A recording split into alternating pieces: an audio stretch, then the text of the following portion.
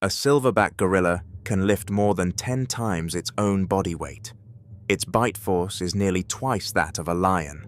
One swing of its arm can snap bone like a dry twig. It is, pound for pound, one of the most powerful animals walking the earth. So, in 1986, at a wildlife park on the island of Jersey, when a 5-year-old boy climbed up onto the railing, lost his balance, and fell 12 feet down onto the hard concrete inside the gorilla enclosure, knocked unconscious, bleeding, lying completely still in the middle of a group of wild gorillas, every single person watching expected the same terrible thing. And then the largest animal in that enclosure moved. A 200-kilogram silverback named Jambo walked straight over to the boy. The crowd went silent, and Jambo stood guard. He placed his huge body between the unconscious child and the other gorillas. He reached down and gently touched the boy's back, almost like he was checking on him, and he would not let anything come near. Here is the strange part. This is not a one-off. It is not a fluke. There is a pattern, and it shows up again and again, in exactly the animals that, by every rule of nature, should look at a small, soft, helpless human and see either a threat to drive away or a meal. You've actually felt a quiet version of this yourself. Watch almost any dog the first time it's near a newborn. The posture drops, the movements slow down, the sniffing gets careful. This loud, bouncing animal suddenly turns gentle, like some switch got flipped. And it isn't training. It happens in dogs that have never seen a baby in their lives. Now push that instinct to its extreme. In 2005, in Nairobi, Kenya, a newborn baby girl was abandoned in a forest, wrapped in a plastic bag, left to die. She was found, not by a person, but by a starving stray dog. A dog that had nothing, that owed us absolutely nothing. That dog picked the baby up, carried her across a busy road, through a barbed wire fence, and laid her down beside her own puppies, where she kept the infant warm through the night. The baby survived. People named her Angel. A street dog chose to save a human child. So why? Because once you start looking, the stories don't stop, and they get harder and harder to explain. According to reports out of Ethiopia, also in 2005, a 12-year-old girl was abducted by a group of men. Before she could be harmed, 3 wild lions appeared, chased the men off, and then simply stayed with her. They guarded her for hours until police and her family arrived, and only then did the lions turn and walk back into the bush. Lions, the same animals that hunt across that exact landscape, moved to the ocean. In 2004, off the coast of New Zealand, a lifeguard named Rob Howes was swimming with his teenage daughter and 2 friends when a pod of dolphins suddenly surrounded them, packed in tight, circling, slapping the water, refusing to let them swim away. For 40 minutes, the group was trapped inside a ring of dolphins. It was only later they understood why. A great white shark had been cruising directly beneath them, and the dolphins were the wall between. And in 2017, marine biologist Nan Hauser was diving in the Pacific when a 22-ton humpback whale began pushing her through the water, tucking her under its enormous fin, shoving her toward her boat. She thought it was attacking her. It wasn't. A tiger shark was closing in behind her, and the whale was shielding her with its own body. Different species, different oceans, different jungles, different city streets. The same impulse every time. Protect the small, helpless thing. The question is, why? There's one case that brings the whole mystery into focus. In 1996, at the Brookfield Zoo near Chicago, a 3-year-old boy climbed over a barrier and fell almost 6 meters down into the gorilla exhibit, knocking himself out cold. A female gorilla named Binti Jua walked over, lifted the unconscious boy off the ground, cradled him against her chest, and carried him gently all the way to the door, where the keepers could reach him. And the whole time she did it, her own baby was clinging to her back. People called it a miracle. But the scientists who studied her said something far more interesting. They said it wasn't a miracle at all. It was her brain doing exactly what it was built to do. Something is making these animals protect us, and it isn't simply kindness. It's a system. So let's take that system apart. The first piece is physical. Baby animals do not look like adults. They have oversized heads, large eyes set low on the face, tiny noses, round cheeks, short, clumsy limbs. These features are not an accident. They are a biological package that evolved for one purpose: to switch off aggression and switch on care. In 1943, Konrad Lorenz, one of the founders of the science of animal behavior, gave it a name: Kindchen schema, baby schema. The idea is that a specific set of features, big eyes, round head, small nose, trips something ancient in the brain of any animal that raises its young. And the remarkable part is that it doesn't stay inside a species. It crosses between them. Brain imaging studies have shown that the sight of a baby face, of almost any species, lights up the reward and caregiving circuits of the human brain in under 1/5 of a second, faster than you can consciously decide anything.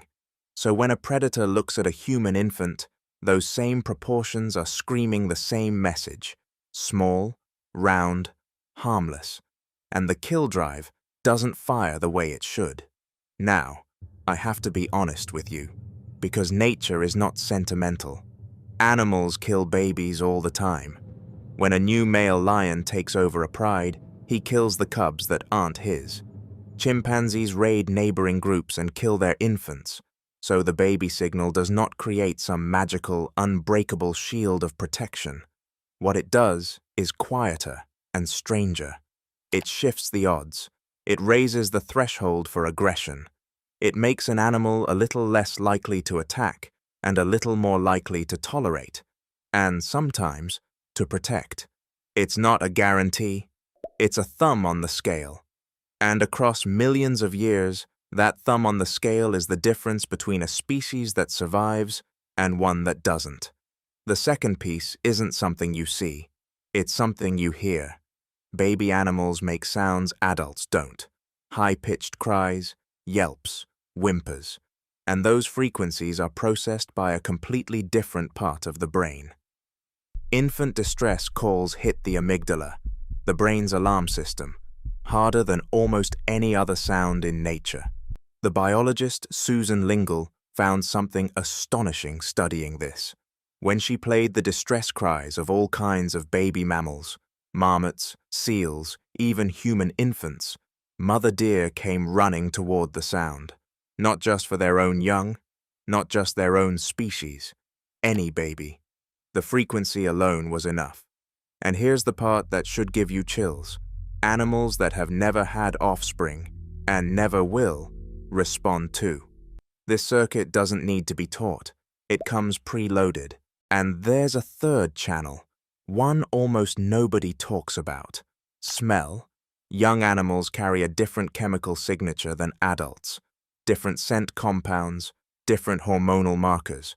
And to an experienced nose, that scent reads almost like a white fleck. In wolf packs, a weaker wolf will roll over and bare its belly, and that single signal stops a fight in its tracks.